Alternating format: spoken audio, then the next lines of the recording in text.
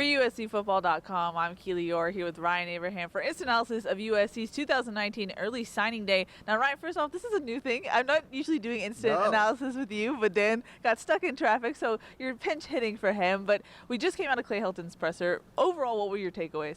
It's different. We talked about this class, the way it was being built. It was 10 commits coming into the day. I ended up with 11 that guys that had signed. We kind of knew what it was. It was basically the worst class in USC football history. I've been doing this since 1996, about as long as you've been alive, and I've never seen a class that has been this bad. The worst class was last year, ranked number 20. Now, they got a couple guys in Chris Steele and Brew McCoy afterwards, which have made it a little bit better. Probably would have been top 15. But right now, to be in the high 70s and dead last in the Pac-12, we've never seen anything like this before. So I know the numbers are small, but this is just the worst class that we've ever seen, and that's basically going to be the 5 and 7 class. And to miss out, it could have saved some things. Would you get a guy like Justin Flo, the top linebacker, the top player in California? He ends up going to Oregon.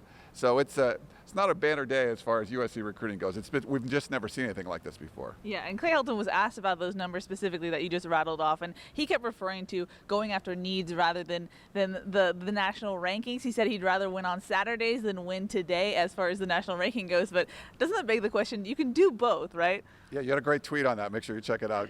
At Keely, it's my name. No, that's my first question out of the gate, because if you look at the top 25 players in California, according to the 247 Sports composite, 19 of them are either signed or committed out of state right now. There's only one player in the top 25 in California that's going to a California school, and that school is Stanford. The other 5, one of them is going to probably be a USC commit, Gary Bryant. But he's number 7. Besides that, USC is going to get one guy, and when it's all said and done, in the top 25. And you can't do that. And I wanted to see with Clay Helton, what can you do to kind of keep those players home? Because when USC's struggling in recruiting, it hurts the entire Pac-12. And I think Oregon's probably taken the most advantage of it, getting a guy like Justin Flo. But this is just something we haven't seen. And I think you can still bring in players of need and then get the guys you want and get some of those top players in California. It's not because they didn't try. They whiffed on a lot of those guys. So it's a little bit of spin coming out of Heritage Hall, what they're saying. And I know USC fans aren't really excited about this. You got 11 guys in this class. The majority of them are linemen. Probably not all of them you're going to see contributing next year. Yeah, most of those linemen, all of the linemen right now are fall enrollees, so that's something that they'll have to develop later on rather than a spring enrollee, where you kind of want those guys who take longer to develop to get in earlier. Yeah. But you mentioned Justin Flo. Talking to the Heritage Hall people around the campus, they were pretty high and had high expectations for this early signing period, but it seemed like that didn't work out. Why do you think there's a disconnect there? Yeah, I think with this class and USC being 5 and 7 and Clay Helton really being on the hot seat all season, and those 11 days I think mattered from the time USC stopped their season after the UCLA game, and then when Mike Bohn announced that Clay Helton was coming back. Those are days you could have used to recruit, and I feel like USC did a pretty good job. I mean, they have an undermanned staff. I think their support staff is really good. There's just not a lot of them out there. I think they put in a lot of work, and guys that are, like Chris Hawkins and Michael Hutchins, who are graduate assistants, they're out there trying to help recruit. They know a lot of these guys. They're younger players. And I feel like they got some momentum on some guys. A guy like a Bryce Young that was committed to USC before, Justin Flo, who we talked about. They made some progress there, but it was just too little too late. So it's nice that you made some effort there, but this effort had to be happening for the entire season. And you got a lot of guys on this staff that are more part-time recruiters than full-time recruiters. Yeah. I think it's just a confluence of everything that was happening, and it was going to be this bad class. 5 and 7 combined with some coaching turmoil and being on the hot seat, and then a bunch of coaches that don't really recruit full-time. I think that's why you have this class you have right now. Yeah, now Clay Helton was quick to remind us that this is just the first signing period. There's also a signing period in February, so things could change. Also, guys like to announce at the All-American Bowl and whatnot. So things could change in this class, and we will see that change. But do you think they can salvage what this class is right now? I mean, I don't think you can salvage now. If you get like a Flo, if I put that in the class calculator, Justin Flo would have got USC close to the top 50, but that would have been about it. You get a guy like Gary Bryant, who's a 4-star guy, but think about this, Keely. Like every year, USC would average almost a 4-star when you're talking about players that they signed. They don't have a single 24/7 composite 4-star committed right now. Now, Gary Bryant would be, when he's going to... Jonah Monheim is a composite 4-star. No, he's a he's a composite 4-star, but not a 24/7 sports 4-star. Yeah, so you're talking like a fringe 4-star. Sure. And that's it. And usually you have the most 4 and 5 stars of anyone in the Pac-12. this is just something we've never seen before. It's just crazy to think about it. But to salvage a class like this, you can look at the average star ranking. It's got to be a 3-star because that's basically what everyone is. I know it's a small class, and Clay Helton talks about that. You're not going to be ranked very high. But John Wilner made a tweet out there, and I'll have to check the numbers too. But he said if you go by the average star rating, USC's still 8th in the Pac-12. So you remember back for Lane Kiffin, 2012 season was pretty bad, but the 2013 class, it was still ranked in the top 15, number 12 or something, and or number 13, and they only had 12 commitments because they were all 4- and 5-star guys. Their average star rate was like 4.25, something crazy. You could have done the same thing with a small class and still been ranked somewhere in the top 50, not top 80. Yeah. Now we're going to get into the specifics of this class in a little bit. But I just want to ask you, is this a trend going forward? How do you, in the grand scheme of things, make USC an attractive place to be?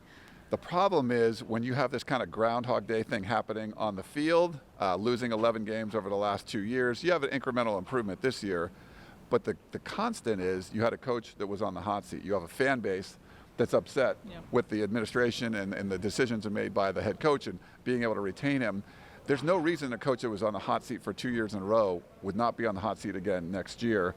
You got to start off and you got to beat Iowa. You got to win that bowl game. Yeah. And if you don't do that, you're going to be behind the 8 ball. You're already losing momentum with the recruiting class. And I think you did that last year. They picked some of it up, though, by getting a Brew McCoy to sign, by getting a Chris Steele to sign. You kind of won some of that transfer portal stuff, which you could still see some of that stuff, too. True. But then you open the season with Alabama. It's going to be really hard for Clay Helton to, not be squarely on the hot seat again if he loses to Alabama out of the gate. Yeah. So that's the problem. I don't know how good recruiting can be when you're talking about starting off on, with a coach on the hot seat and maybe some, losing some games early on. It's going to be tough. So I think without winning, like going out and finishing strong, starting strong, not just finishing strong. This year's 3-3.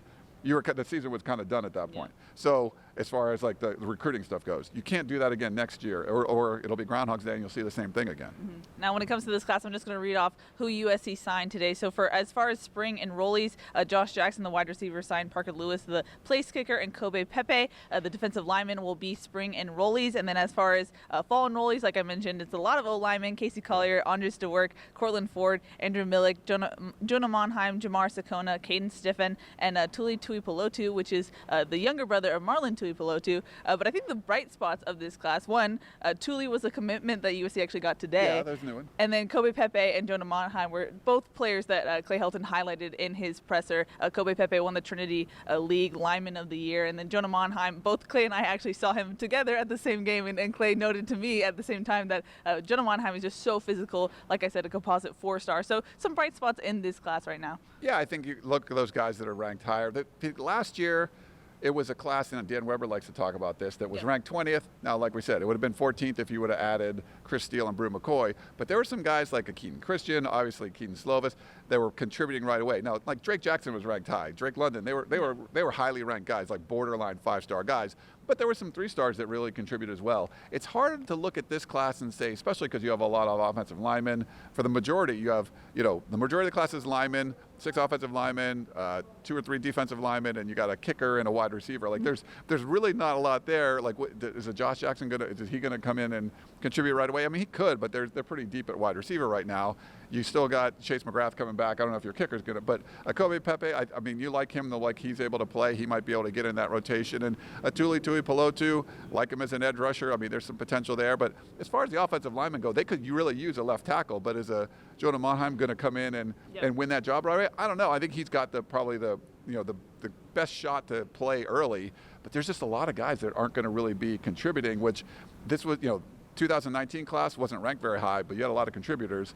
2020 class, at least the way it's built right now, you're not looking at it and going, I see a bunch of these guys that are going to jump in and contribute right away. And part of the reason why USC needed to take so many linemen this class was because last class, when California actually had a lot of offensive linemen who were good and ranked high, USC just missed out on them. So it was almost like they were trying to make up for last year's mistakes with this class. Yeah, it's a really good point. So the problem is the talent pool wasn't as deep. It was really deep last year. That was the year you wanted to go out there and bring in some of those guys. Have the big man class. Right, and this year you got a big man class, but there wasn't as many great available big men. So, and I think Clay Helton, when I asked him that question, was talking about planning out for the future, what you want this to be, and you don't want to have, you want some balance in you don't have too many receivers, too many linemen, things like that.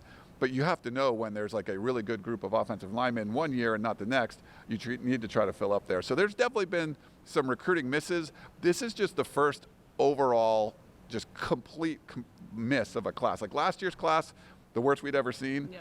But in retrospect, there was some good stuff in there. It's hard to see. There's not like, where's the silver lining of this class? It's hard to see right now. There's still some guys that can sign, but 90% of the people sign now. Yeah. There's just not that many guys available in February. Is there a big difference maker? I just not seeing it right now. Yeah, and I hate to be doom and gloom, but it's kind of that type of situation when you're talking about the worst class in USC's history almost. Any thoughts that you would give USC fans to navigate this storm, if you will? Well, and Dan Weber likes to say this, so I'll channel some Dan Weber since he's normally here. USC can win the Pac-12 next year. Even without guys in this class contributing, Utah's losing a lot. USC's still really talented. I don't buy the whole this is a young team every year. I mean, you get guys for 4 years. Like everybody's got young teams. But I think this is still going to be the most talented team in the Pac-12, but they have been the last 2 years and lost 11 games. They can go out and win the Pac-12 again. And so, yes, this isn't the greatest recruiting class, the worst one I've ever seen, but there's still a team that can be successful on the field. So Clay Helton said he wants to win on Saturdays and not today. It's been the reverse. USC's been winning these days. They've closed stronger than anyone. And people that say Clay Helton can't recruit, he's closed really well on most of these recruiting classes. This is the first one that really is. I mean, last year, a little bit of a whiff, but then you kind of picked up, maybe they get a guy to transfer in, like a Brew McCoy, the 5-star that you missed out, or a Chris Steele. But this is like the first really complete miss on a signing day. So Clay's got to reverse that. If you can win on Saturdays and you sign classes like Utah, that's okay. But it's been the other way around. USC's DNA has been to bring in the great recruiting classes and maybe underutilize them a little bit. Now he's going to have these guys playing over their head, which is something we haven't seen. Yeah. Alrighty, any final thoughts, Ryan, before we wrap it up here? I feel like we've said a lot already. I don't want to be doom and gloom down. But yeah, I mean, I've been doing this a long time. We've never seen anything like this before. We're not going to go cover the Army All-American Bowl for the first time in San Antonio. It's not the Army, it's now the All-American Bowl. Yeah. It's just there's really not guys that are going to be there. So we've never been in this position at USCfootball.com. So we'll see. I mean, I think this is going to be a situation where USC has to kind of circle the wagons and go, you know what, we're going to make changes on the staff. We have a talented roster right now. If you're Clay Helton, we have to make the most of it because the replenishing of the talent looks like it's hitting a bit of a snag, especially with this recruiting class. I don't think you can do it again, so you got to get out and start winning games and make sure the 2021 class doesn't have the kind of numbers that this one is. You can't be last in the Pac-12 under any circumstances. I mean, that just can't happen, and it did. Yep. Alrighty, that's going to wrap it up for USC's early signing day. For Ryan Abraham, I'm Keely Eure. For more, check out USCfootball.com.